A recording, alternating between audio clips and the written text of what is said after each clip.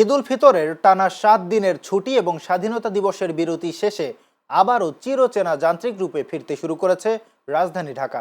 আগামীকাল রবিবার থেকে পুরোদমে খুলছে সকল অফিস আদালত, ব্যাংক ও বীমা প্রতিষ্ঠান। ফলে জীবিকার তাগিদে আজ সকাল থেকেই ঢাকামুখী মানুষের ঢল নেমেছে বাস টার্মিনাল ও রেল স্টেশনগুলোতে। তবে ফেরার পথে বাড়তি ভাড়া, দীর্ঘ যানজট আর দুপুরের বৃষ্টিতে চরম ভোগান্তিতে পড়েছেন সাধারণ মানুষ। সকাল থেকেই কমলাপুর রেল স্টেশনে তিল ধারণের ঠাঁই ছিল না। দেশের বিভিন্ন প্রান্ত থেকে আসা প্রতিটি ট্রেনই পৌঁছেছে ধারণ ক্ষমতার চেয়ে কয়েক গুণ বেশি যাত্রী নিয়ে। উত্তরবঙ্গ থেকে আসা নীলসাগর এবং চট্টগ্রাম থেকে আসা সুবর্ণ এক্সপ্রেস সহ সবগুলো ট্রেনই ছিল কানায় কানায় পূর্ণ। এমনকি জীবনের ঝুঁকি নিয়ে অনেককে ফিরতে দেখা গেছে ট্রেনের ছাদেও।